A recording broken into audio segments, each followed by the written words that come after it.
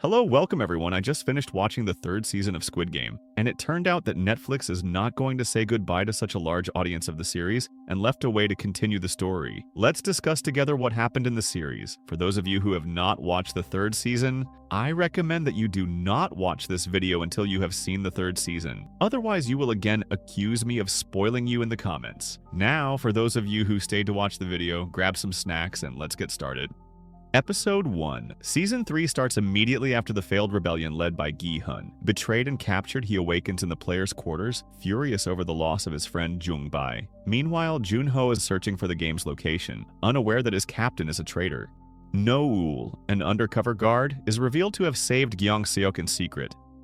The first game, Keys and Knives, pits Red Team, Seekers with Knives, against Blue Team, Hiders with Keys. Players must either survive or kill to avoid death. Jun-hee, a pregnant player, switches roles with her ex, Myung-gi, to avoid being a killer. The game's structure forces moral compromises, highlighting the illusion of choice and deepening the show's critique of systemic control. Episode 2. The hide-and-seek game turns bloody. Jun-hee gives birth mid-game while being protected by Hyun-ju. Just after Hyun-ju unlocks the exit, Myung-gi kills her, revealing his true intentions. Gi-hun murders Dae-ho in a fit of rage, abandoning his former principles. Meanwhile, Gumja kills her own son to protect the baby, then hangs herself out of guilt. 4 major deaths occur in under 24 hours. The episode explores how extreme pressure breaks moral boundaries, questioning if humanity can survive such cruelty. Episode 3. After the massacre, Red Team players who failed to kill are executed by VIPs disguised as guards. Namgyu spirals into withdrawal, and Gumja pleads for the group to vote out of the games. She commits suicide by morning. On the outside, Jun-ho confirms the captain's betrayal but loses most of his team. No-yeol begins rebelling within the guards. The second game is revealed.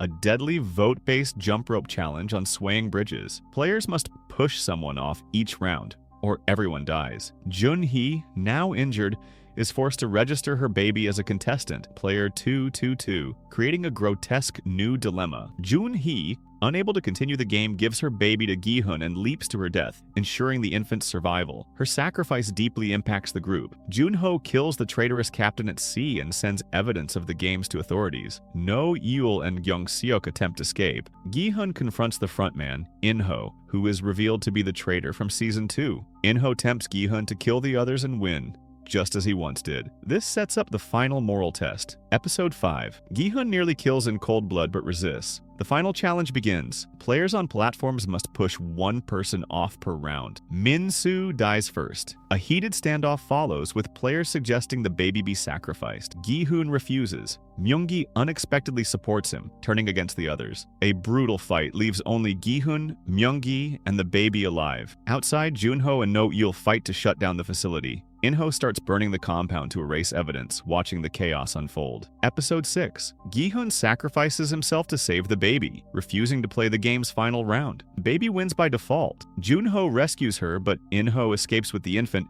briefly before visiting Gi-hun's daughter and giving her the prize money. Jun-ho adopts the baby. No-yeol heads to find her own daughter. In the final scene, Cate Blanchett appears as an American recruiter, confirming the games are now global. The show ends with a bleak yet symbolic message. Only innocence can survive a world built on exploitation. The final cameo of Cate Blanchett as an American recruiter confirms a major fan theory from Season 1. The VIPs had referenced other countries' games, calling 2020's events the best Korean edition, implying an international network. Season 3 explicitly shows the USA branch gearing up. This twist serves as a bridge to future content, and retroactively makes the world of Squid Game much larger. It directly connects to the global appeal theme. Rich elites around the world share the same cruel entertainment appetite, and struggling people everywhere can fall prey to it. Many are speculating that we'll see other country-specific Squid Games, perhaps exploring different cultures' children's games turned lethal. The consensus is that the multiverse of Squid Game is real, a network of tournaments all overseen by a shadowy international cabal. This theory was one of the most popular going into Season 3,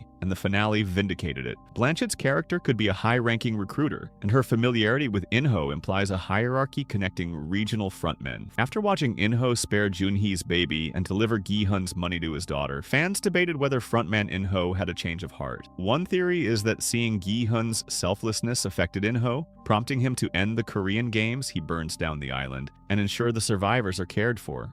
Perhaps In-ho, having lost his humanity years ago, secretly hoped Gi-hun might succeed in exposing the games, and when that failed, he at least honored Gi-hun's sacrifice. Others argue the opposite. In-ho's actions could be purely practical or self-serving. By eliminating the Korean site and tying up loose ends, sending money to Ga-young might also be hush money or part of a deal. He moves on to help expand the games elsewhere. This ties into another theory that In-ho will become a key antagonist in any spin-off, potentially relocating to the US to assist or lead the American games. His parting nod with the recruiter implies he's still very much in the fold of the Squid Game organization, not turning himself in or stopping the madness. Gi-hun's fate. Is he really dead? Although the show portrays Gi-hun's death unequivocally a heroic suicide, some fans held on to faint hope with theories of a Gi-hun survival twist. Similar to how Jun-ho survived a gunshot fall in S1, could Gi-hun have landed in a way that left him barely alive? In interviews, actor Lee Jung-jae and Hwang